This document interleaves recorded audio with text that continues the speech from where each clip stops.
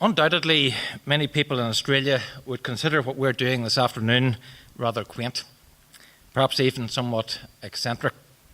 After all, why spend time thinking about a 3,000-year-old book? A 3,000-year-old book that makes some rather extraordinary claims.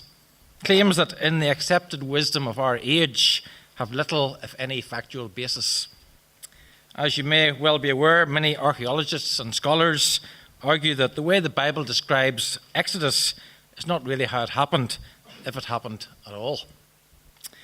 Looked at through such a skeptical lens, what we're doing today does seem a little bit odd. But this is certainly not the case if the underlying premise is rejected and the extraordinary claims of this book, along with the rest of Christian scripture, are considered to be reliable. Then there's every reason to study this book, and there's much that we can learn from it. And as biblical books go, Exodus is really a great book to study.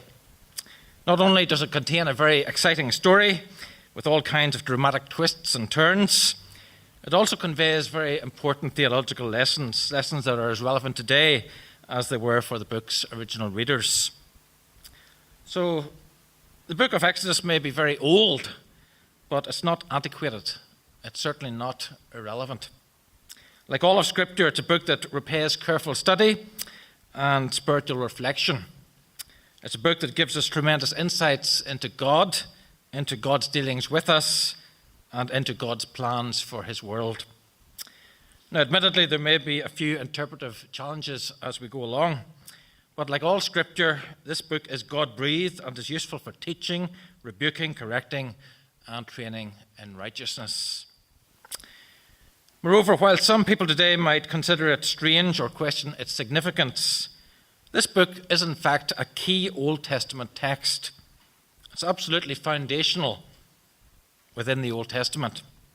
Indeed, without this book, most of the Old Testament would make little, if any, theological sense. So I want us to begin this afternoon by considering the importance of Exodus, firstly as the gospel of the Old Testament. Isaiah has often been described as the fifth gospel, and perhaps deservedly so.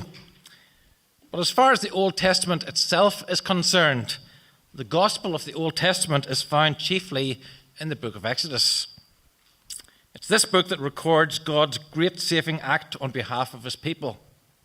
It's this book that recounts the great redemptive event in Israel's history, how God rescued his people from bondage and vanquished those who had enslaved them.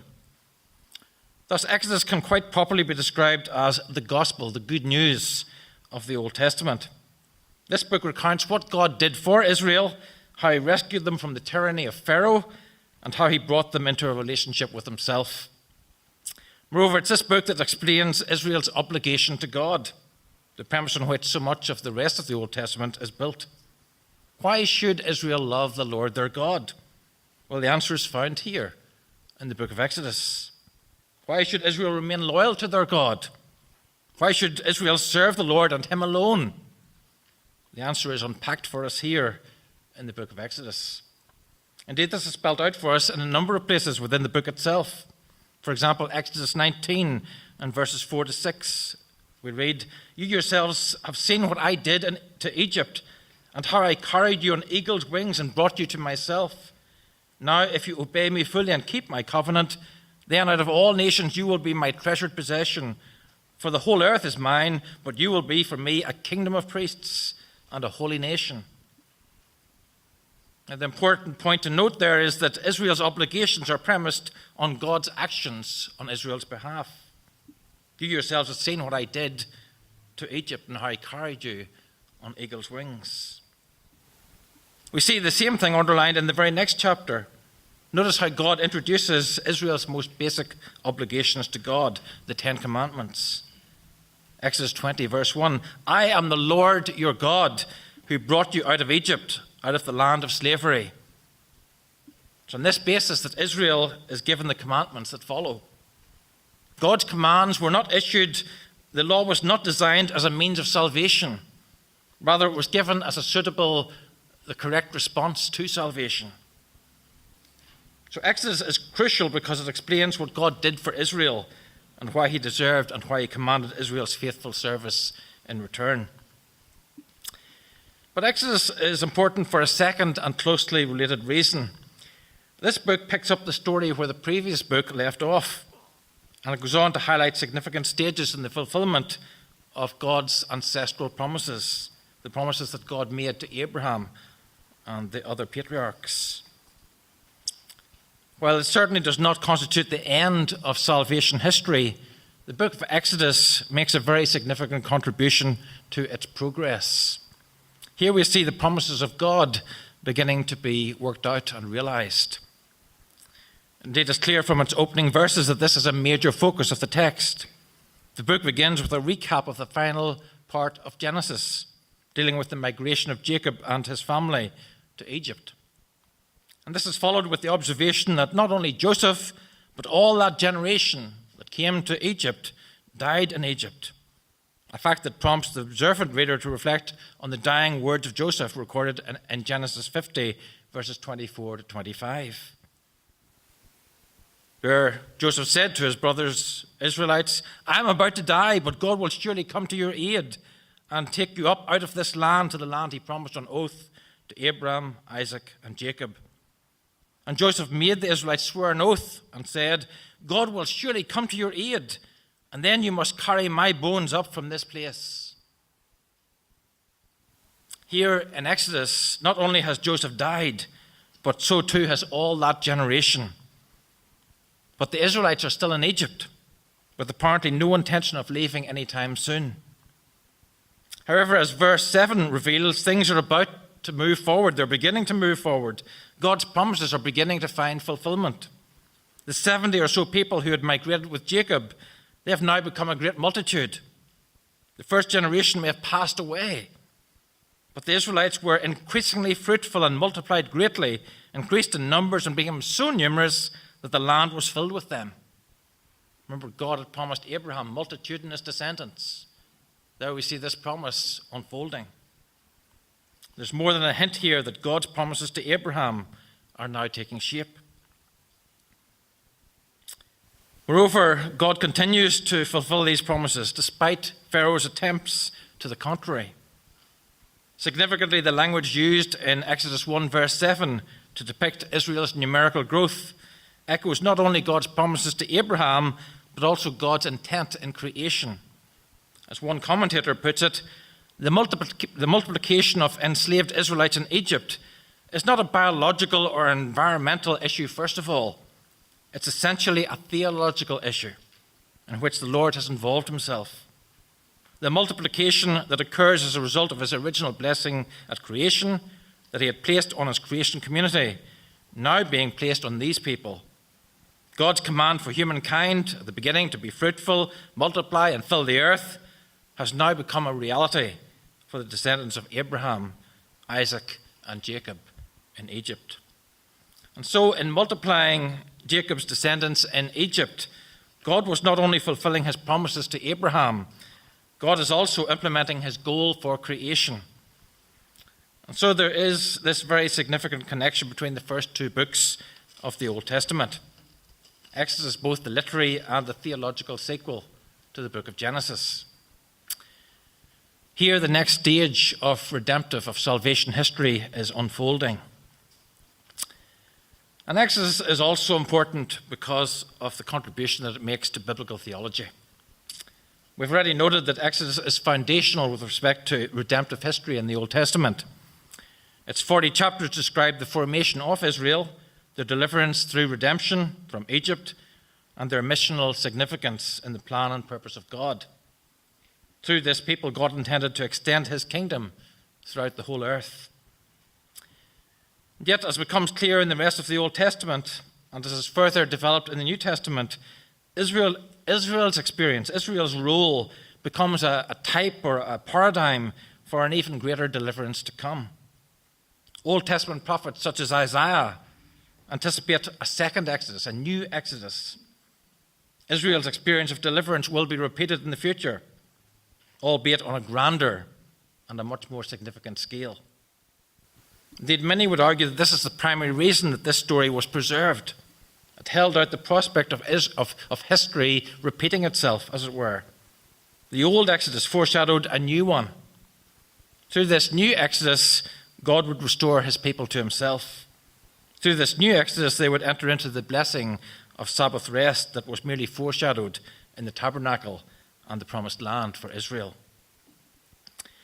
Not surprisingly, therefore, the New Testament picks up these ideas and applies them to the person and the work of the Lord Jesus.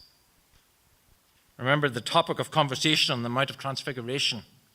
According to Luke, it was Jesus' departure, literally Jesus' exodus, that which he was about to bring to fulfillment at Jerusalem. Luke 9, verse 31. There on the cross, Jesus vanquished the tyranny of sin. Through his death and resurrection, he defeated the prince of terrors, death itself. The hostility and the opposition of Pharaoh is just a foreshadowing of the hostility and opposition of Satan, now also a defeated foe. The experience of the Israelites is but a foreshadowing of what we have experienced through Jesus. In their experience of deliverance, we see a foreshadowing of ours. In their divine mandate, we see essentially what is now ours. For as Peter puts it, you are a chosen people, a royal priesthood, a holy nation, God's special possession, that you may declare the praises of him who called you out of darkness into his wonderful light. In their experience of God's presence in their midst, whether on Mount Sinai or subsequently in the tabernacle, we see foreshadowed the one who came from heaven and dwelt, literally tabernacled among us, the one who has promised never to leave us or forsake us. And so as we explore the book of Exodus, we discover what God has done for us and what God is doing in and through us. Unfortunately, as I've already mentioned, sometimes we see a little too much of ourselves. All too easily we can identify with Israel's murmuring and ingratitude, if not outright rebellion. But thankfully we can also recognize God's amazing patience, his mercy, his forgiveness, his persistent faithfulness and grace. So why spend time examining the book of Exodus? Well, in the light of these observations that highlight the book's importance, why not? I trust I have convinced you. If you're not convinced already, I'm sure you are. So we're going to take a closer look now at the book itself. But before we do so, any questions on anything I've said so far? I'll let you have question and answers as we go along, in case you want to ask a question at this stage. No questions yet. Okay. Hughie told me to be interactive, so most of this talk is going to be interactive. You're going to do a lot of work. So I will be expecting answers from you eventually, and questions. The structure of the book of Exodus as a whole. Before I do any of this, I better say something about some literature that you might find helpful. The first thing I'll mention is, well, I don't need to lift that one up, it's on the screen there, the NIV Biblical Theology Study Bible. Why I'm mentioning that one is because I actually wrote the Exodus commentary in that, so the introduction notes in that were written by me. So if there's something that we don't get a chance to look at today and you want to know what I think about it, you might find what I think about it in that volume. Cramper Longman's How to Read Exodus is extremely helpful. Again, if you want to sort of see what are the big issues in the book of Exodus, the scholarly discussion and so on, that's a very readable book, but it does introduce you to the plot of the book and all the different theological and other issues that the book raises. Blackburn's The God Who Makes Himself Known, wee bit heavier, but again, very readable. I think anybody could read it, but it's a heavier series. But it gives a very helpful discussion of the main sections of the book and how they contribute to the book's overarching message. What I have found that the best commentary value for money is this one by Bruckner. I think it's around about $20, $25, so it's not very expensive. You don't have to read a lot, but each page is packed with information, So that's a good value commentary. Gives you a good insight into the meaning of the book without having to fork out too much money. And then if you want something a bit heavier, I think it's now about, it was 2007, I think we did the School of Theology at Moore College on Exodus, and this is the volume that came out of that. So most of the people who have contributed to that particular book are past lecturers or present lecturers at Moore College. So those are the books that I just mentioned that you may be interested in having a look at.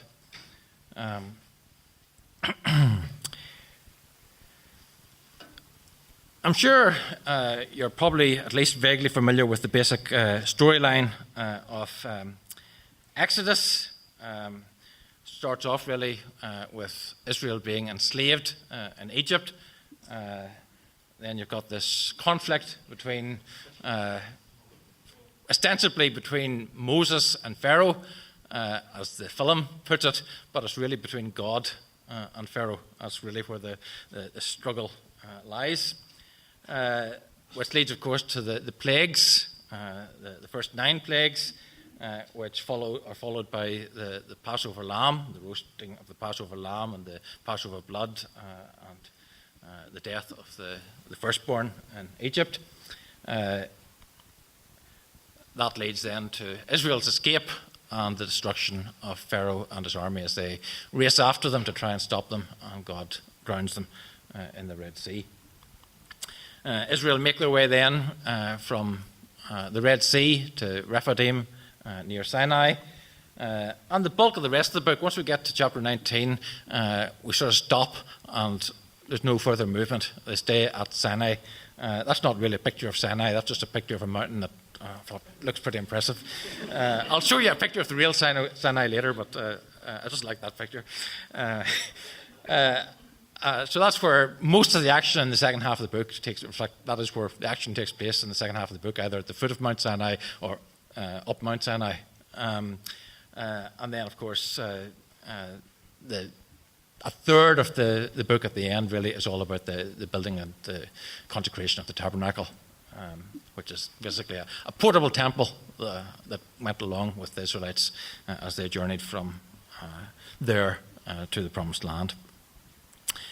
So that's sort of a quick outline of the book's main parts. In terms of geography, if you look up the top left of the screen, Goshen is the area where the Israelites lived. So the action starts up in Goshen. They leave there. We don't know exactly what route they travelled. Part of the problem is we don't know exactly what's meant by what's referred to as the Red Sea or the Sea of Reeds. So you can see there a question mark above Goshen is the Sea of Reeds up there. Some think it's the Sea of Reeds is down near the proper Red Sea, and some think it's somewhere in between, but no one knows for sure. But as far as Exodus is concerned, really we'll go from Israel in Goshen down to Israel at Mount Sinai, and even Mount Sinai we don't know where it is. So there's the traditional location there at the bottom of the Sinai Peninsula, and then there's another one further up, but halfway up. And in fact, there's another one again, some suggest as well. So nobody really knows where Mount Sinai is. So the pictures I'll show you later will be the traditional site of Mount Sinai, which is the Jebel Musha. Obviously, Exodus is part of a bigger picture. The rest of the Pentateuch tells us that Israel journeys really from Egypt, and some 40 years later, they make it to the Promised Land, which is really where Deuteronomy takes us up to. As the book's English title suggests, Exodus primarily focuses on Israel's way out or departure from Egypt. Yet the account of Israel's deliverance from Egypt is more or less over by the time we reach chapter 14. So fairly early on in the book, the actual Exodus event is done and dusted. It's over. It's certainly over by the time we reach chapter 18. But we're still not even halfway through the book by that stage. The rest of the book focuses on Israel's experience at Mount Sinai. Thus, there are essentially two main parts of the book: Israel's departure from Egypt and Israel's encampment at Sinai. But as I've just said or hinted, it's not precisely clear where the Exodus account ends and the second part of the book begins. So does the account of the Exodus end at chapter 12, verse 50, or chapter 14, verse 31, or chapter 15, verse 21, or even at chapter 18, verse 27? All those texts have been suggested as the end point of the Exodus. So depending on what commentary or book you're reading, they'll suggest different endpoints. Arguments can be made for each. But perhaps part of the problem lies with the twofold structure that we have been considering so far. Is this something that we maybe are imposing on the text? Does a closer look at the text itself suggest an alternative approach? Well, some commentators certainly think so. So rather than dividing the book into these two major units that we've identified, they suggest a threefold division of the book. Threefold division: Israel and Egypt, from Egypt to Sinai, and Israel at Sinai.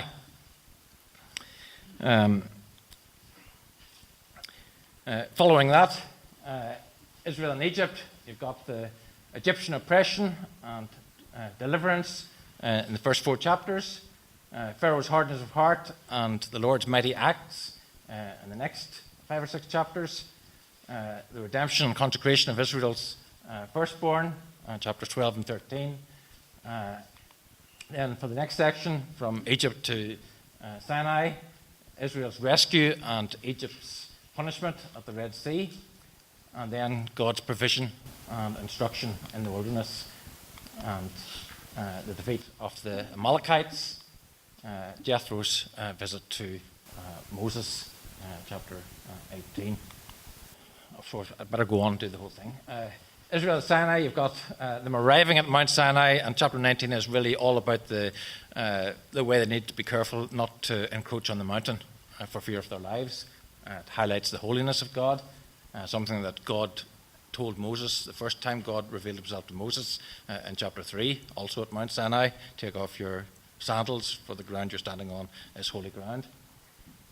Israel's covenant obligations are disclosed then in chapters 20 to 23. The covenant's confirmed in chapter 24. Then there's a long section on instructions for Israel's worship, followed by the golden calf episode, where the covenant that is, if you like, I was going to say just been made, but is in the process of being finished, being made, is broken and then has to be reestablished. And then the tabernacle is constructed and consecrated at the end of the book. So that's sort of geographical divisions of the text, but you can also go for thematic divisions of the text. And if you want to go for a thematic division, you can divide it into 2 bits: deliverance from Egypt and obligations at Sinai. Or you can go for a threefold thematic division: the God who delivers, first 18 chapters; the God who demands, next few chapters; and the God who dwells, the other half of the book. So that gives you an idea of how the whole book is structured and the contents and structure of the book as a whole. Do you want to ask any questions about the structure of the book before we get you to do some work? Yep. Yeah. So the question really is, if I understand you correctly, is the Exodus event, this part of Israel's history, reflected in the Egyptian historical records? And the answer is no. And that's one of the arguments that some people use to deny the historicity of this event. But in the ancient world, just as in the modern world, politics is all about propaganda. And it wasn't the done thing back then to record humiliating defeats. So if your enemy crushed you and made a donkey out of you, you didn't record that in the official annals. That's a part of history that was sort of suppressed and ignored. So this is not the kind of story that the Egyptians would have recorded in the first place. The enemies of Egypt might have recorded something like this, but Egypt would not have recorded these events. Any other questions? Okay then. Now, for this next bit, we're going to zoom in on chapters 1 to 18. which is obviously the part of Exodus that you're going to be looking at over the next few weeks. As far as Exodus 1 to 18 is concerned, I've divided it up as follows. Chapters 1 and 2, God's promises fulfilled. Chapters 3 and 4, God's deliverer called. Chapters 5 to 10, God's authority challenged. Chapters 11 to 13, God's people redeemed. And chapters 13 to 15, God's enemies destroyed. Finally, chapters 16 to 18, God's faithfulness displayed. I'm focusing on God the whole way through because I want us to think of what are the theological lessons that are being underlined in these particular chapters, and that's always a good thing to do. So we'll start at the very beginning with chapters 1 and 2. Exodus 1 and 2 picks up the narrative thread from the book of Genesis, as we've already said. The first 7 chapters clearly pick up from the end of Genesis. It underlines the crisis that Jacob's descendants are now facing in Egypt. For many years, it appears things went really well. Obviously, originally, the Pharaoh invited Jacob and his family to come down to Egypt, and they'd be offered, if you like, royal protection and so on. But now that they were numerically increasing and a new regime had come to power, they didn't know Joseph. We're probably talking about a new dynasty. It's not just a new king, but a totally different dynasty come to power. Weren't obligated to Joseph or his family. And they saw this multiplication of Israel not as a blessing, but really as a threat, and did try to do something about it. Chapter 2 records the birth, the upbringing, and the mini exodus of Moses himself. So as you read the story of Moses in chapter 2, you basically get a picture of Moses having his own little exodus. He obviously gets into Pharaoh's bad books and has to flee. And off he goes. Where does he end up? He ends up at Mount Sinai, strangely enough. So we've got a little mini exodus of Moses, which foreshadows the larger exodus event in the later chapters. And most importantly, this material raises the expectation that God will or is about to take action, verses 23 to 25 of chapter 2. Where we're told really that the cry of the Israelites went up to God. God heard their cry. He remembered his covenant. And it wasn't as if God had forgotten it. It means he's going to do something about it. He's about to fulfill the next stage of his promise. So that, in a nutshell, really is what Exodus 1 and 2 is about. And now it's over to you guys to do some work. First question. The Egyptian king is doing all in his power to subdue Israel. That's what we see certainly in chapter 1. What indications are there that God's plans are going to prevail? So have a look at chapter 1 and see if you can see what indications are there in the chapter that God's plans will prevail despite what the Pharaoh is trying to do. He's trying to contain this problem. He's trying to prevent Israel from leaving. Curb their numerical growth and so on. What indications are there in the passage that Pharaoh's plans are going to fail and it's God's plans that are being worked out? So have a wee look at the text, and once you think you've found something, stick your hand up and tell me what you see.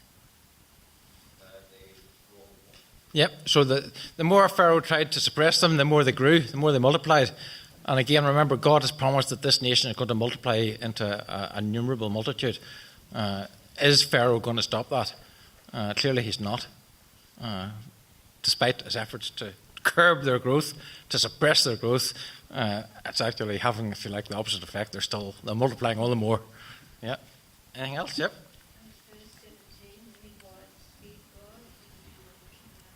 Yeah. So even the very midwives are working against Pharaoh's ruthless commands. Yeah. Anything else? Yeah, it's ominous in the sense that I think what it means is that He's under no obligations to any promises that his predecessor may have made of protection and so on. So, as I said a minute ago, basically we're talking here about a new dynasty, a new regime. Like the ancient Egyptians had different dynasties. So this is not just a new king, it's a new regime who isn't obliged to keep any of the promises. It's like, say the Labour Party get in, they're not obliged to keep any of the promises that the Liberals have made.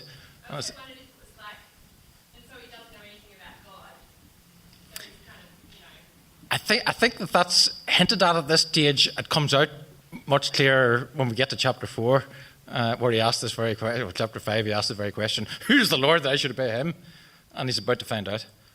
And that's one of the main themes in the first part of the book, how God reveals himself to Pharaoh and the Egyptians. Yep, good. Okay, next question. What are the implications of God's power to frustrate this earthly king for secular authorities today? I'm just thinking, I want you to think through the implications of what we've just said. If God could frustrate the plans of Pharaoh, what does that tell us about what God can do to secular powers today in today's world? Yeah, God's sovereign. So God is sovereign over the kingdoms of men. He sets up over them whoever he pleases. It's his will that prevails. God will work out his plan and his purposes. We may think, and political leaders and so on may think that they're in control, but really God's in control. Good. What about for Christians facing persecution? What are the ramifications of God's power to frustrate this earthly king for Christians facing persecution? Despite the fact that, to all intents and purposes, as they look at their situation and as they see their situation going downhill, it would have been very easy to give up on God and think that God has given up on them or forgotten all about them. But in actual fact, what we see here is God working. In fact, like in these opening 2 chapters, chapter 1 mentions God in relation to the midwives, and then at the end of chapter 2, you've got God being mentioned, but otherwise God is silent. He's sort of absent from the narrative, but he's working behind the scenes. Everything that's happening here is happening according to God's plan and purpose. It's not as if this is all taking God by surprise, because back in Genesis, God said this is exactly what's going to happen. After these people, as people have been in Egypt, they're going to be oppressed. This is the start of that oppression. And after that oppression, they're going to be released. So God's plan, God's purposes is prevailing, despite what it might look like to the people who are in this dire situation. Obviously, it must have been a horrendous situation for the ancient Israelites, especially when you see how Pharaoh moves from one nasty policy to an even worse policy. Ends up wanting to basically kill all the firstborn sons, just drown them in the Nile or whatever. But God frustrates that. And interestingly, God frustrates that in chapter 2 with Moses, the very person who, humanly speaking, does the very thing that Pharaoh is most afraid of. He's afraid of losing these people. And Moses is delivered by God, and Moses is the one who will, under God, deliver God's people. So again, God is sovereign. Yep. Yeah, so are there steps that we can take? Maybe you're preempting the next question, so maybe we'll look at this and talk about this among yourselves for a minute. So this is sort of what I call small groups, so the people that you're sitting with, have a chat about this. What should we learn from the Hebrew midwives, verses 15 to 21, and we'll come back to Matt's question, if it's not answered partly, in what you say next. Okay. I'm going to move very fast through this stuff, so what do you think? What's the main lesson we should learn from the Hebrew midwives? What's the main lesson that we should, the take-home message that we should take away from the Hebrew midwives? Is it A, it's okay to tell lies? No? What is it? I think it does tie in with Matt's question, that's why I moved to it. The fear of the Lord is beginning with wisdom. Yeah. I'm thinking, I can't help associating this with a passage in Acts when the apostles faced persecution. Do you remember what they said? We must obey God rather than men. These midwives are doing that. They're obeying God rather than men. Even though they're going to obviously be exposed to the consequences, but despite the consequences, they obey God. You see Shadrach, Meshach, and Abednego doing the same thing in the Nebuchadnezzar regime. Whatever the consequences, they'll face the consequences, but they are going to put God first. And I suppose in that sort of persecution situation, that's what Christians do. They're putting God first, whatever the consequences may be. In terms of Matt's question, Moses killing the Egyptian, I think Moses was making a preemptive strike prematurely. I don't think the text is suggesting for 1 second that Moses did the right thing there. I think he is moving too soon and doing it the wrong way. It's God who's going to deliver these people. He's not going to deliver them through an act of human violence. God is going to deliver them through his mighty acts. So I think chapter 2, Moses is making a mistake there. I think the midwives are doing the right thing. And God blesses them. And interestingly, the midwives are given Israelite names, which suggest that they're Israelites. How does God bless them? He gives them children. Like in this kind of context where Pharaoh's trying to stop these people having children, God blesses them. He doesn't bless them for telling lies. He blesses them for being faithful to him, doing the right thing, and he blesses them with children. So there's all this irony that's going on as well. Okay, we have to keep moving. I was going to say I can't read this, but it wasn't up there. This chapters 3 and 4 records the call of Moses as God's chosen deliverer. It describes Moses' personal encounter with God at Mount Sinai. As already mentioned, that Moses goes to, when he's looking after his father-in-law's sheep, he's in the backside of the desert. He ends up at Mount Sinai in this very region that the people will later be brought to, and that's where God appears to Moses in the burning bush, and he reveals himself to Moses as someone who's holy. It reveals God's plans to rescue Israel from Egyptian oppression. So again, we see the promises of Genesis now coming into fruition. And it demonstrates God's patience, but also underlines God's wrath. I'm thinking in particular here of how Moses responds to God's call upon his life. God calls Moses to go, and Moses in chapters 3 and 4 makes one excuse after another. And despite the fact that God addresses every single one of Moses' excuses, Moses in the end up just says, "Don't send me, send somebody else." In other words, he's being honest at the end. I don't want to go. And that's when God gets angry. So we see God's patience with Moses, just as we later see God's patience with Israel, but we also see that God's patience can run out, just as God's patience did run out with Israel eventually as well. So, seminar questions. What do we learn from Exodus 3 verses 1 to 10? That's a very open-ended question. About God. So what do these first 10 verses of Exodus 3 teach us about God? Have a look at those verses. And once you see something that teaches you about God, stick up your hand. Yep. Good. Anything else? Yep. He speaks. He's a speaking God. Communicates. Yep. Scary. Right. Yeah. So he's the God of their ancestors. He's a God who has made promises in the past. And obviously this is very important here because this is God's promises now being carried out. What about God's plans then? What do these verses teach us about God's plans? Or tell us about God's plans? So God is going to fulfill the promises that he has made. He has said that he's going to deliver his people from captivity. He's going to do that. He has said that he's going to bring them into the promised land some 400 years after Abraham. Now he's going to do that.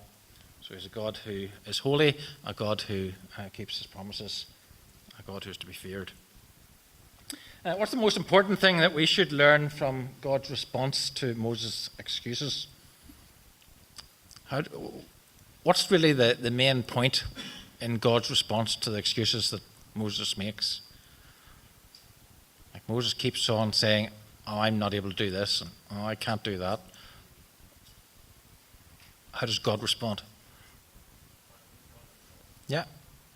So God basically takes Moses' eyes off himself and keeps focusing them back onto God.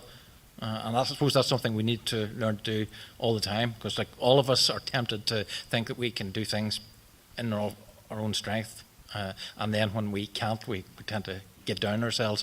But really what we should be doing is looking to God, who is the one who gives us strength, who will support us and sustain us.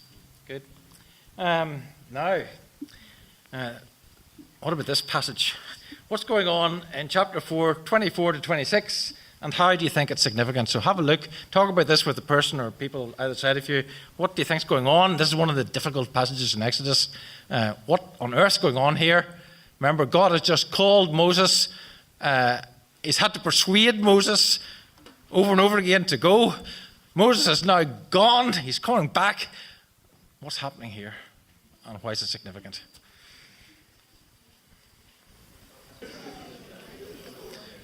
Okay, what do you think is going on? Would you believe it's even less clear in the original? So your English Bibles have probably tried to help you by filling in some of the things that are less clear in the Hebrew. It's not even clear who's the object of God's attack here and why. It's most likely that Moses is the object of the attack, but it's most likely that Gershom, his son, is the one who needs to be circumcised. Part of the problem is that the Hebrew just uses him and his and so on. So him and his could refer to either of them. So that makes it a bit unclear. So what do you think's going on? Why do you think God wants to kill Moses at this particular juncture? Right? Presumably it's because Moses has neglected to circumcise his son. I'm saying presumably, again, some people think it's Moses himself wasn't circumcised, but I think that's doubtful in that, remember, Moses spent his first few years with his birth mother, an Israelite, and therefore it's most likely that he would have been circumcised as a baby. But Gershom, again, may not have been, presumably because Zipporah, his wife, objected to it. She seems to use this pejorative statement, a bridegroom of blood, you are to me. So she seems to be reluctant over what's going on here. So she's carrying out what Moses, I suppose, should have done previously. Why do you think it's so important? Why is it important for Gershom? Like, I'm going to assume it's Gershom that needs to be circumcised. Why is that important at this particular moment in time? So Israel is God's firstborn son. As God's firstborn son, the sign of the covenant is circumcision. If Gershom isn't circumcised, in a sense, he's not included in this covenant. As we'll see later on in the book, circumcision is a prerequisite to Passover and so on. So I think the connections are being made that Gershom would be in extreme danger on the night of the Passover if he wasn't actually part of the covenant community, if he didn't have the covenant sign applied. So I think that's what's going on, but this is the notoriously difficult passage, and there's lots and lots of scholarly ink has been spilt over this passage, but that's what I think is going on, that Gershom hasn't been circumcised, Moses being held accountable for that, and Zipporah makes amends by circumcising Gershom and then touching Moses' feet with the foreskin, and that seems to resolve the problem. But it's a very difficult, enigmatic text.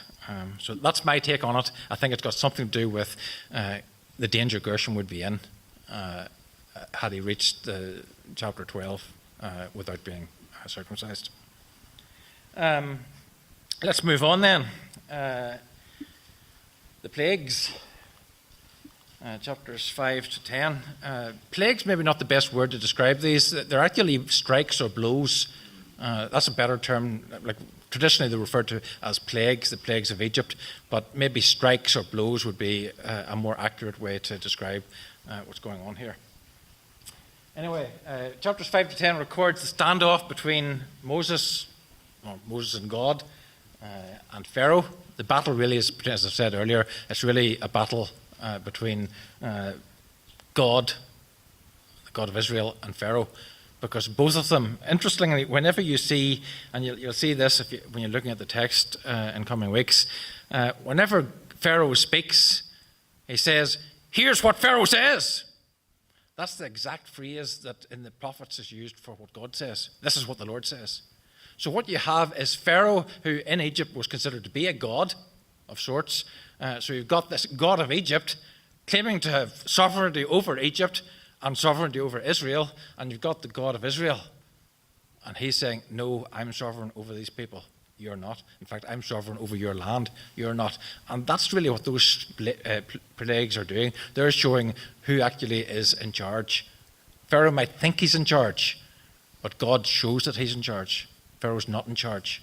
In fact, what you see is even Pharaoh's responses to what's going on, if you like, God's in charge of that as well, as we'll see.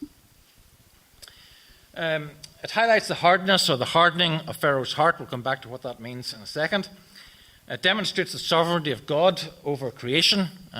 Think of all these strikes, all these blows, how God controls the weather, controls the animals and so on. God is God of creation. And it underlines that God is king and makes even the wrath of men to serve him.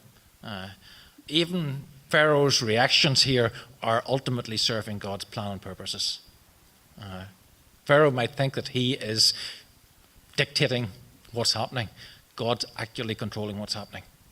Pharaoh, if you like, is out of control, and the thing is, he doesn't even realize it. So then, seminar questions. How does Exodus 5 verse 2 help explain the necessity of the plagues of Egypt? So have a look at Exodus 5 verse 2 and tell me, how does that verse explain why the plagues become necessary? Yeah, here's the Lord. I don't know this God you're talking about. Why should I do what he tells me? I won't. So he has to be acquainted with God. And the way that God acquaints Pharaoh with himself is through the plagues. Good. Why do you think Moses is so discouraged by the end of chapter 6?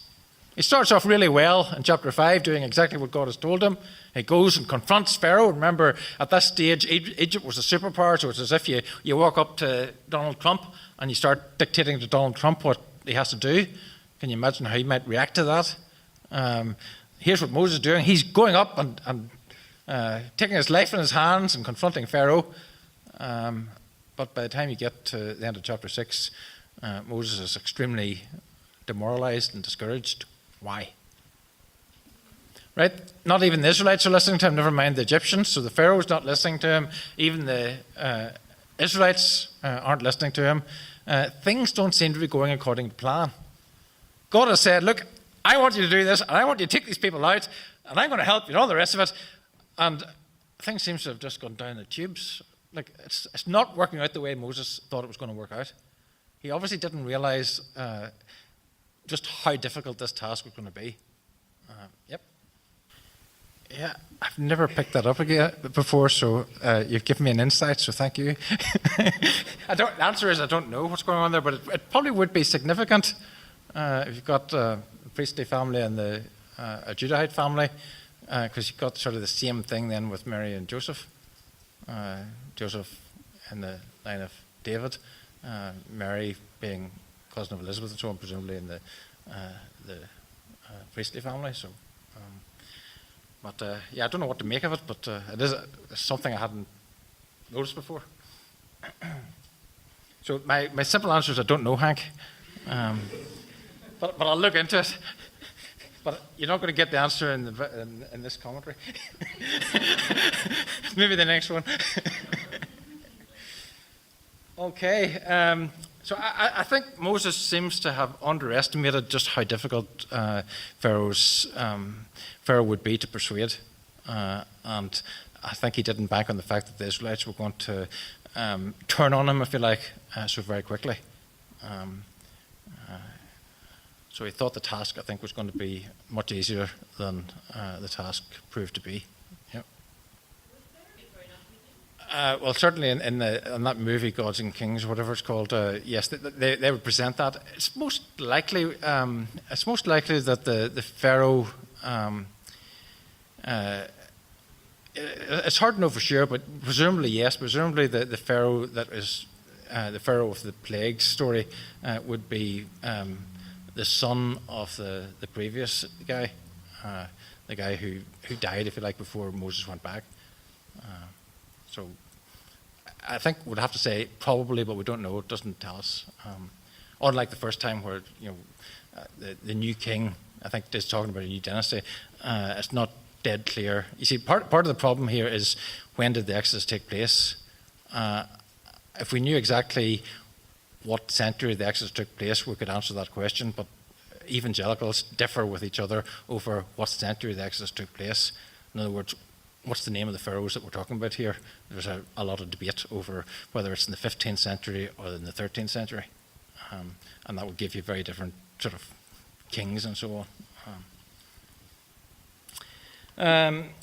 How does God address the problem in chapter 7, 1-5? What's God's answer to Moses' disillusionment or discouragement? Yeah, still according to the plan. What else? He reiterates something else. What does he reiterate here? Yeah, so he prepares Moses yet again, hopefully Moses listening this time, for a negative response. Pharaoh is not going to say, okay, you can go. Pharaoh's heart is going to be hard. Now that brings us to this question. What is meant by the fact that Pharaoh's heart was hard or hardened? What do you think that means when it says that Pharaoh's heart is hard, or that he hardens his heart, or God hardens Pharaoh's heart? What exactly is that? What's going on there? So have a talk with the person next to you to see what you think that means, and we'll come back and see what you think it means in a second. Okay, let's see what you come up with. What does it mean for Pharaoh to have a hard heart? Yeah, good question. So the trajectory in the plagues narrative is that Pharaoh's the one that seems to be hardening his heart at the start, but by the time you get to the end, it seems to be God that's hardening his heart.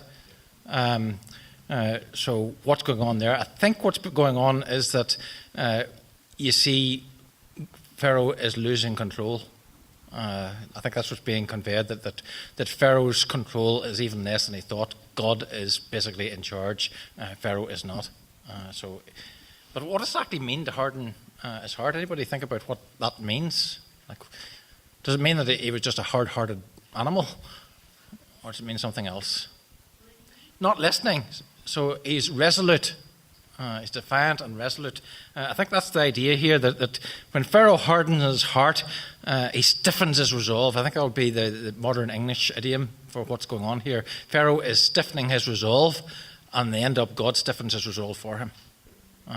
God makes him, if you like, even more determined to carry out his own will, which happens to be God's will, ultimately. Because he does the same thing with the Egyptians. He stiffens their resolve. He gives them courage to, like, if you think about it, if you got this wall of water, even you were in a fast chariot, would you dare go in there? We're told that God he hardened their hearts, he stiffened their resolve, he gave them the courage to go bashing in there to where angels fear to dread, and they should have dreaded going in there, and they got their comeuppance. So God stiffens Pharaoh's resolve and ensures by doing so.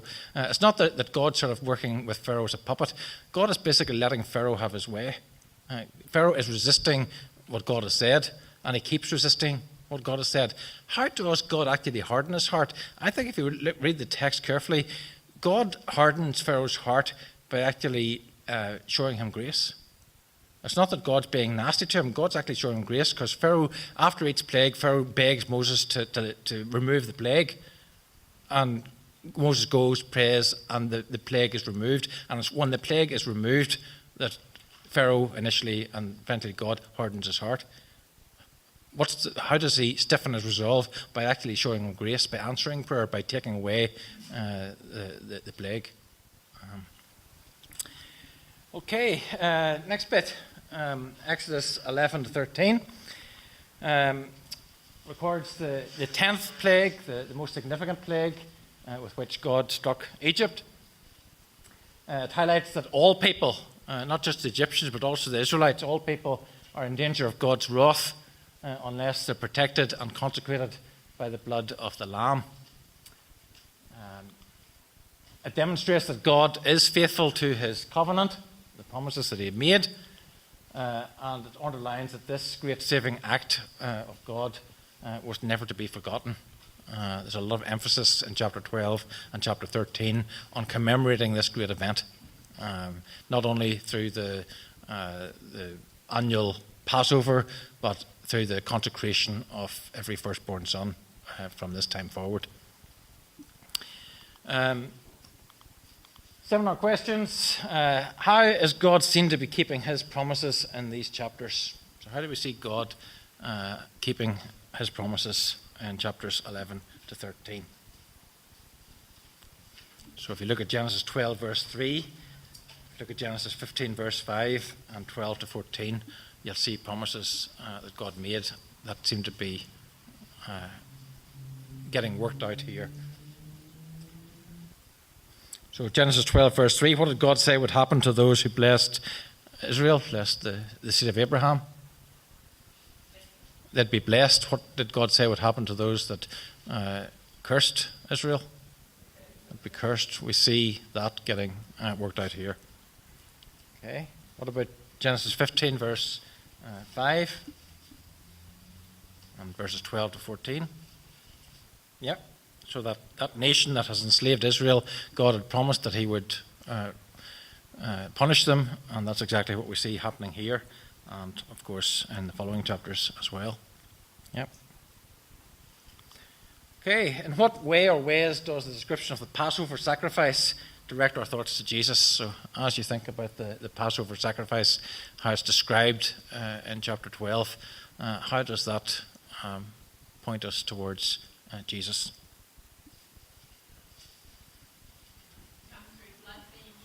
Right, salvation for Israel comes through blood being shed. Yeah.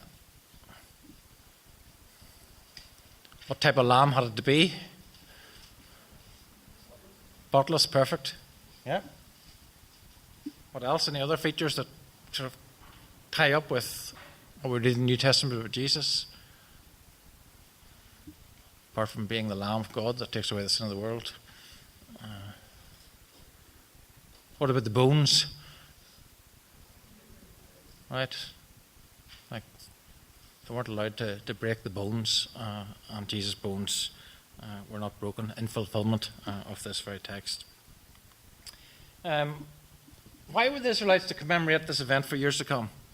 Why was it so important for the Israelites to keep remembering this event?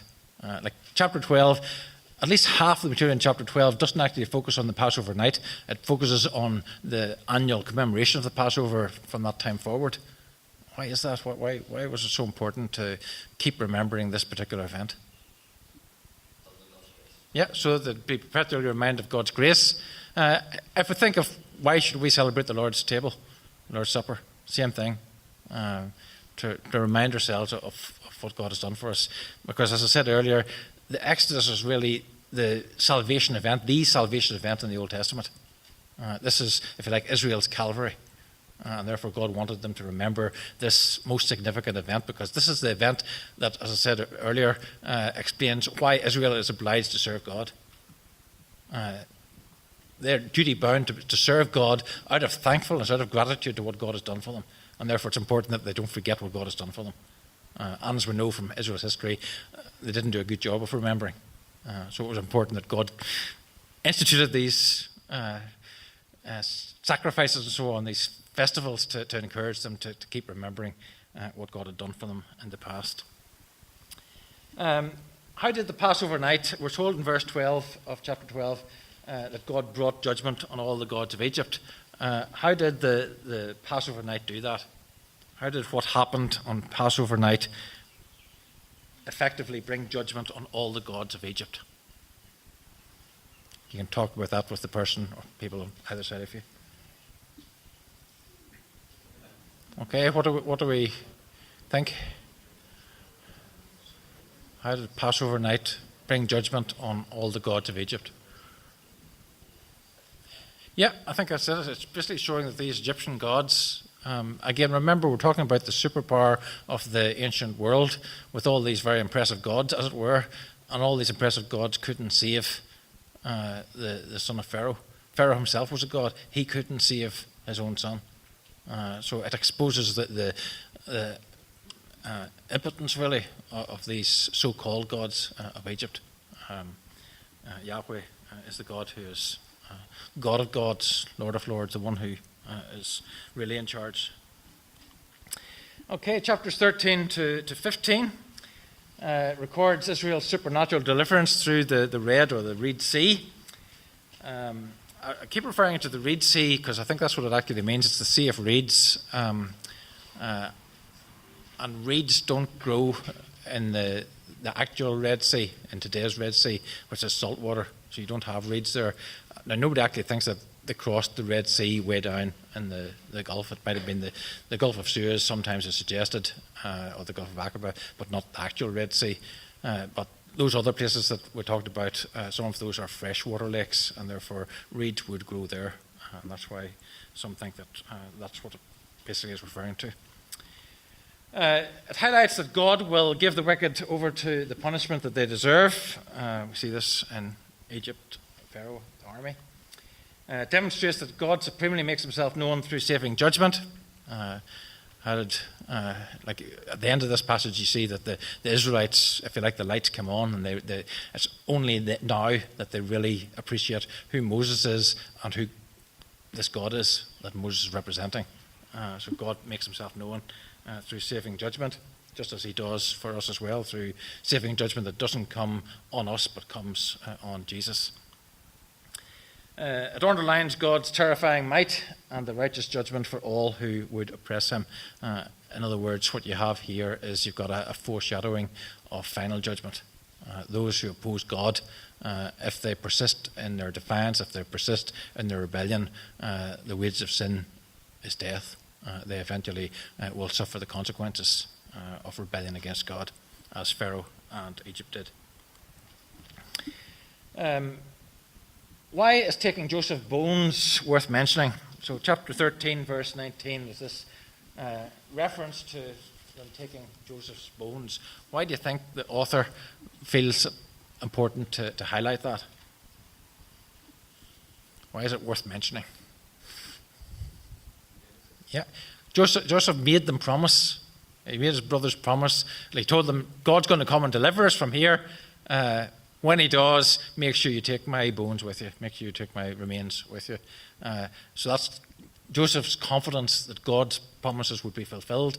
Here, God's promises have been fulfilled, and we see that reflected here in the mention of them taking Joseph's bones. So, like right through this narrative, you see God's promises being fulfilled. Why did God orchestrate the destruction of Pharaoh and the Egyptian army? Like he deliberately turned the people around and gave the impression to Pharaoh that the Israelites were walking around confused, not knowing where they were going, and basically gave Pharaoh an opportunity to change his mind and go after them, go get them, get these slaves that had escaped. Why do you think God did that? Yeah, for his glory. Any other reason? Yeah.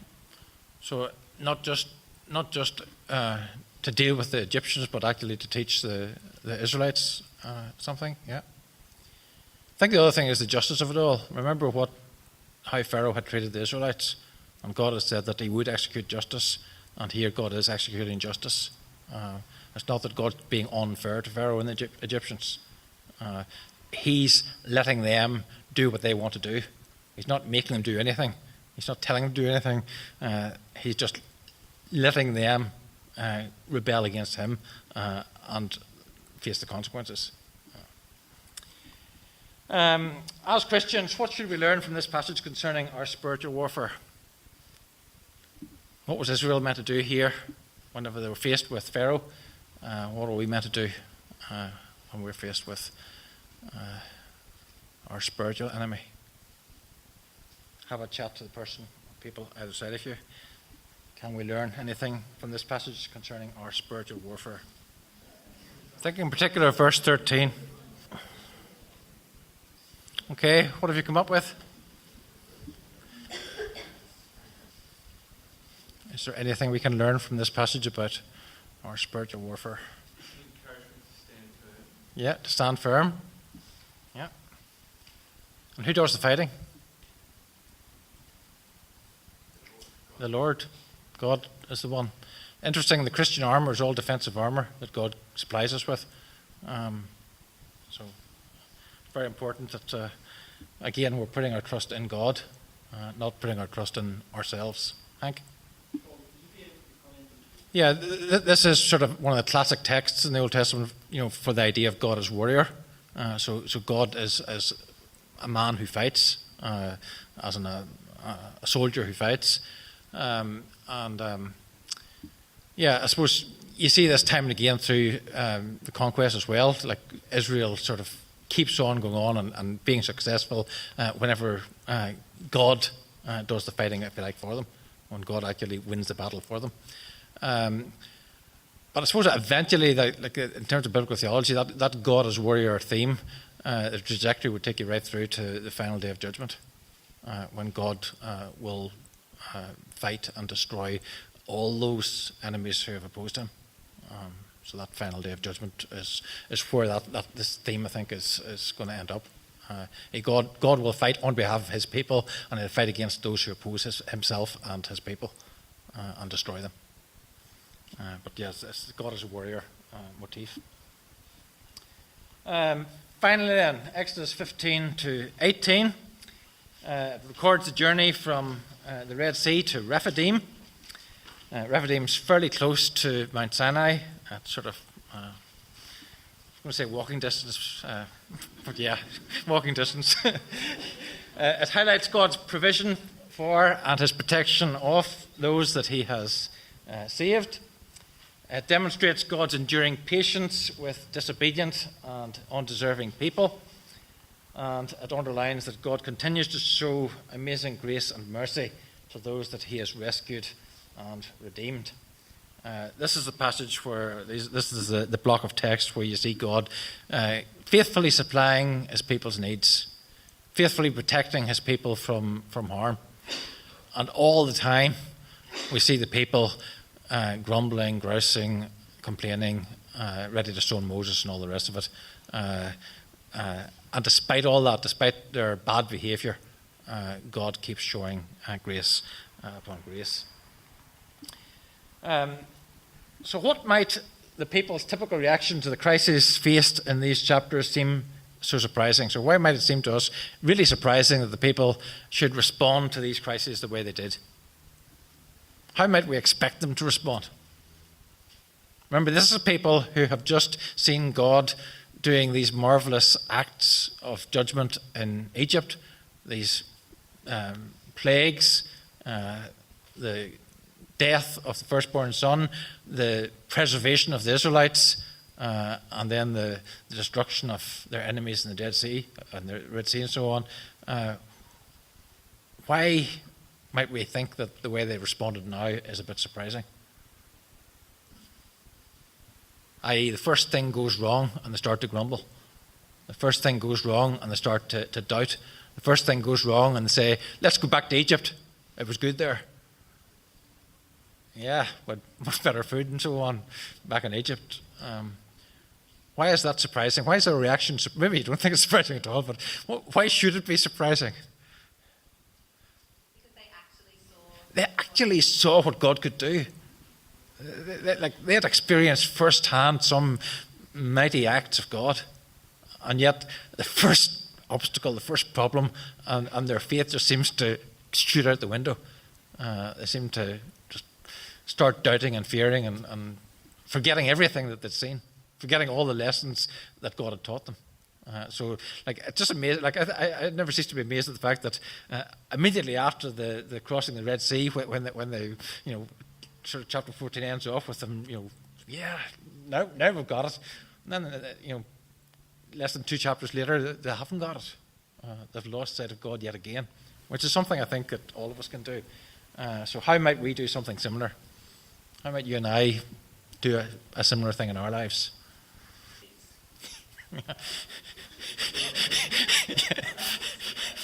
Yeah, short memory span.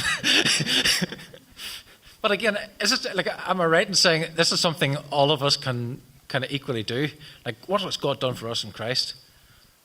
And we tend to forget it so easily. First time something goes wrong in our lives, it's so easy to doubt. It's so easy to fear. It's so easy to forget. And it's not a bit of wonder, I think, that God keeps telling these people, giving these people different ways, mechanisms to remember, because it's so important that we remember. If we remember what God has done for us, we're less likely to fall to pieces when, if you like, the wheels come off and things seem to go badly wrong. If we remember who our God is, what he has done, and what he has promised. I'm not saying that we won't be susceptible to doubt and fear, but if we just kept that in focus, I think we wouldn't have the same problems that we tend to do when we get our eyes off God and start looking at the situation around us. Yep. Yep. Yeah, and again, I suppose the same thing applies to us, doesn't it? Because like we say we're looking forward to glory and so on, but sometimes we lose sight of that because we get distracted by the bubbles and the glitter of this world. And once we do that, then we start looking back and thinking how things were better in the past, just like the way that these people were doing. So I think we can identify with their sentiment, even though we know it's wrong. I think it's very easy to fall into this kind of trap. Sorry. So he definitely made it to heaven. Yeah. Yeah, I would say certainly in the case of Moses, there's no doubt about what happened to Moses. But in the case of the Israelites, in the case of that rebellious generation, I think certainly some of that rebellious generation wouldn't have made it to heaven, to use that terminology, because they died under God's wrath. They died in judgment. So I'm not saying all of them never made it, but certainly that is certainly the impression you're being given. And Paul uses this as an example, a warning for us. He says in 1 Corinthians 10, don't make the mistakes that they made. And that's in the context of where he's telling us to press on towards the prize, lest we get disqualified from the prize. What's the prize? I think the prize is heaven. That's what he's talking about. So he's using that as an example for us, not to make their mistakes. Don't do what they did, lest you fail to enter God's promise. But yeah, Moses, I suppose, would be the exception to the rule. So I think most of them probably didn't make it, but Moses we definitely know did. Okay. What was God seeking to teach his people through the daily provision of the manna, chapter 16? What's the lesson that the people were meant to glean from that? The fact that God gave them enough manna for one day at a time. And on the day before the Sabbath, he gave them enough manna for 2 days. But other than that, it was one day at a time he gave them. And everybody gathered just enough for themselves. Everybody had enough. Nobody had too much. Nobody had too little. What do you think God is teaching the Israelites? What were they meant to learn from that provision? Preventing obesity. Let's not get fat.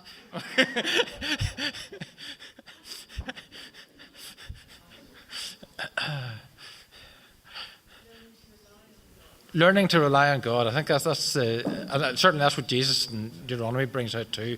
That they needed to learn to rely on God and trust in God to provide for them. And obviously, like, that's a big thing.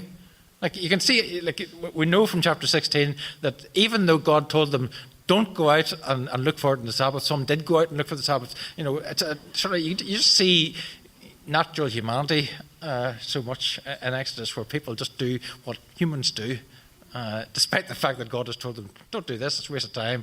Oh, they think they know better. But they needed to learn to trust in God, rely on God, one day at a time. Interestingly, the Lord's Prayer, give us today our daily bread. And I think that petition in the Lord's Prayer is based on the Exodus 16, the provision of manna. It's basically bread for the coming day, bread for one day at a time. God doesn't want us to be greedy. He wants us to trust in him to provide for us, and he's promised to provide for us what we need. Not necessarily what we want, but certainly he'll give us what we need. He'll look after us. Those that he has saved, God's going to protect. He's going to look after us. What was the significance of keeping Moses' staff held high in Exodus 17, 8 to 16? Is the battle with the Amalekites, and Moses had to keep the staff held high, and as long as the staff's held high, the Israelites were winning. Once he lowered his hand and the staff came down, the Amalekites started winning, and then they popped up his hand so that the staff stayed high. What's the significance there? The staff's the staff of God, of course. To some extent, yes, and they're told to do it, but I'm not sure that's the main lesson. I don't think the main lesson is about obedience.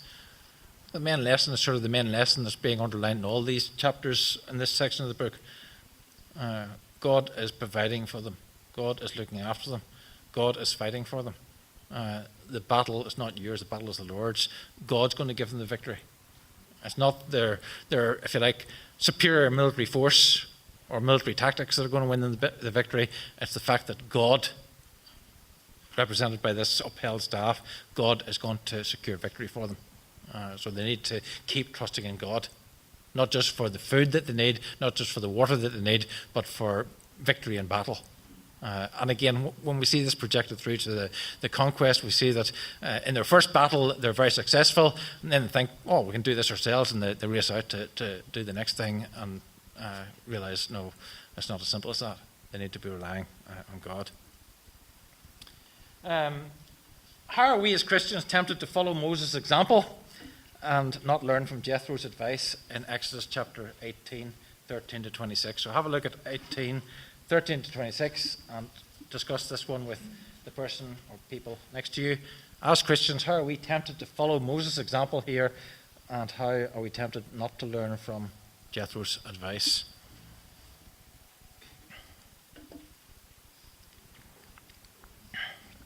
So what's Moses trying to do? Micromanage? Do it all himself? Right? Be a one-man band, so he's trying to do too much. He's taking on too much responsibility, feels that he's the one that has to do all this. That's a temptation I think any one of us can fall into very easily. We can think that everything depends on us. We need to do things. You want it done right, do it yourself, that kind of attitude. Don't delegate. Don't let other people help you out.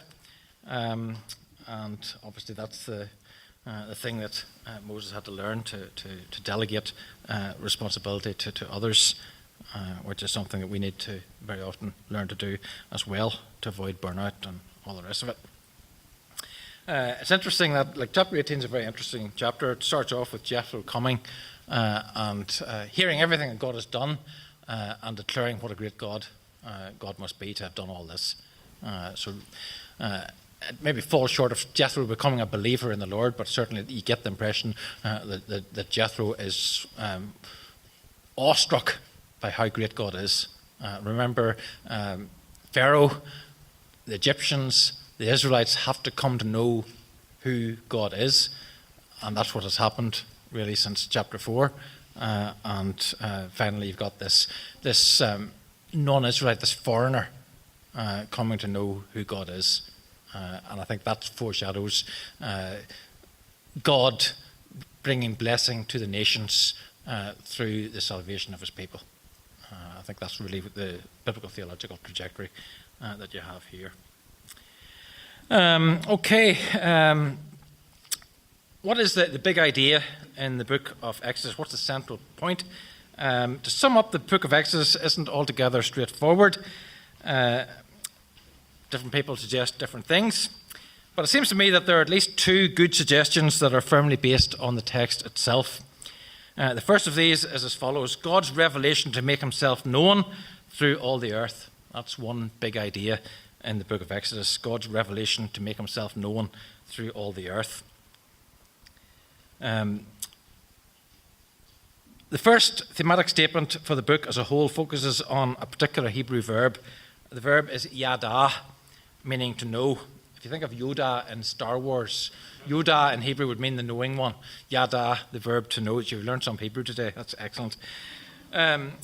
This seems to be a particularly important word and concept in the book of Exodus. Indeed, one writer has suggested that Exodus is essentially a book about knowing God through personal experience. The first half of the book is dominated by this theme, knowing Yahweh, knowing the Lord personally. It's subtly introduced in Moses' conversation with Yahweh, chapter 3 and 4. It reappears with Pharaoh's confessed ignorance. Who's the Lord, that I should obey him and let Israel go? I don't know the Lord, and I won't let Israel go. Chapter 5, verse 2. Thus, getting to know the Lord is the underlying function of the signs and wonders that follow. Gradually, the Egyptians, his courtiers, and finally, even Pharaoh himself come to recognize Yahweh and his supremacy, albeit briefly. This reaches its climax with the destruction of the Egyptian army, Exodus chapter 14, verses 4 and 18, and it's celebrated in Moses' victory song in chapter 15, verse 11. The second half of the book, that we're not looking at today, develops this theme further by focusing on the establishment of a special relationship between God and Israel. Two topics in particular receive extensive coverage: the making of the covenant and the construction of the tabernacle. The first of these is a means of the revelation of God both to Israel and through Israel to the surrounding nations. The construction of the tabernacle forms a natural sequel, constituting the focal point of Yahweh's presence in the midst of his people, a constant reminder of who he is and what God has done for his people. Exodus 29, verses 24 to 46, sums it up nicely. Then I will dwell among the Israelites and be their God. They will know that I am the Lord their God, who brought them out of Egypt, so that I might dwell among them. Thus understood, Exodus is primarily a book about how the Lord has made himself known. But as I mentioned, this is only one of two good thematic suggestions that seem to be firmly rooted in the text itself. So another way of capturing the overarching idea is God's deliverance of his people from servitude to service. That could be shortened to from servitude to service. However, that has the unfortunate effect of taking God out of the picture and placing too much emphasis on Israel. So for this reason, the longer title, while a bit cumbersome, is probably to be preferred: God's deliverance of his people from servitude to service.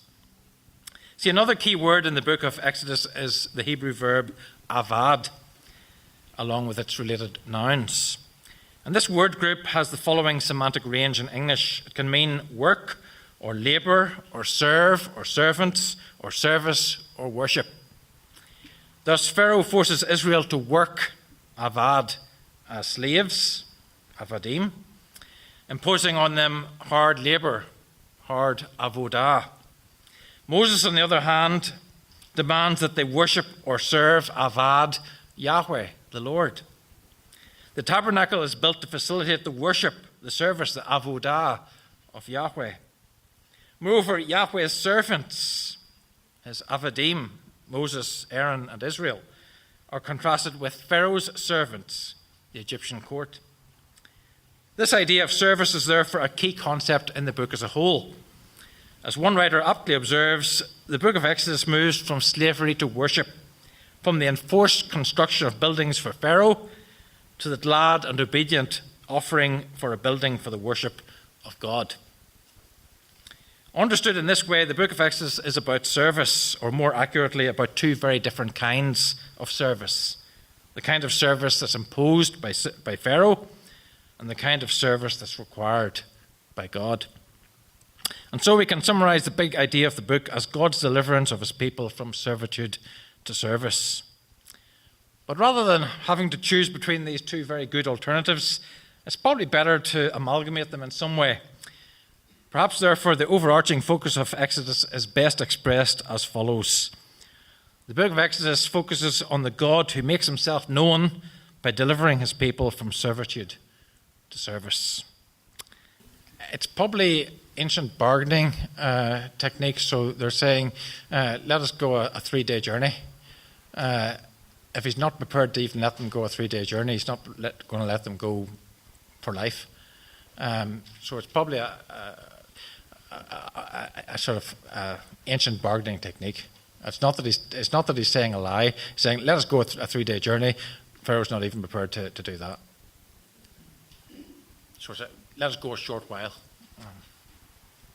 As in the fact that he's not very confident at the start, but seems to be very bold in the plagues narrative and so on. Again, I think that God gives him the boldness that he requires. So God gives Moses the strength. And again, Moses at the start, as I said earlier, I think Moses underestimated just how much of a struggle this was going to be. You might say initially he realized it was going to be hard, and that's why he couldn't do it.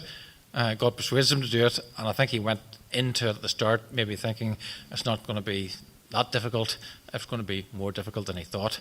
That's why he gets discouraged, I think, by the fact that not just the Egyptians and Pharaoh, but actually the Israelites turn against him very quickly. But in the ensuing narrative, I think what you've got is Moses' courage and boldness increasing as he sees God working out his plans and purposes. I think he gets it in chapter 7 when God says, look, I'm going to see you through this, but it's not going to be easy. There's going to be a big struggle ahead. I think Moses understood the second time that there's going to be a struggle, but ultimately God would triumph. Ultimately the Israelites would be freed. And again, I suppose it's easier when you see that in the plagues narrative, God distinguishes most of the time between the Israelites and the Egyptians. So the plagues seem to impact the Egyptians, and God preserves his own people. So they're cocooned, if you like, from the effects of these plagues. In most cases, certainly as they go on. At the start, it's not quite clear, but as you get past, I think it's the third plague, it's quite clear that God distinguishes between his people and the Egyptians. So in a sense, that would prop up their faith and courage as well, the fact that God's keeping them from these terrible things that are befalling the Egyptians. Like the text doesn't say it, like it does refer to them as a number of people, but it doesn't actually tell us how many. There were clearly enough of them to foster discontent later on, because some of the problems came from the mixed multitude from these non-Israelite people. But the text doesn't tell us. So, like some of the information we'd like to know is left unsaid in Exodus. So there are lots of questions you could ask that the text doesn't answer. They're just blanks. And I think that's one of them. Presumably there was a substantial number, but how many? No idea.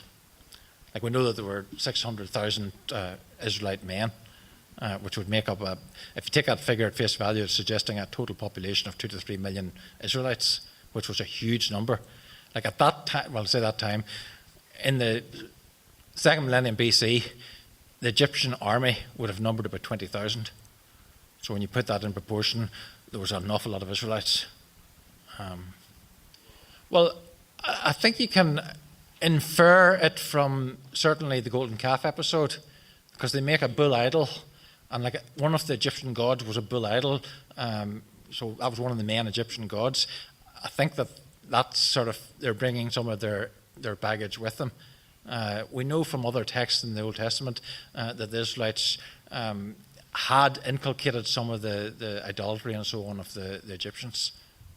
So certainly to some extent.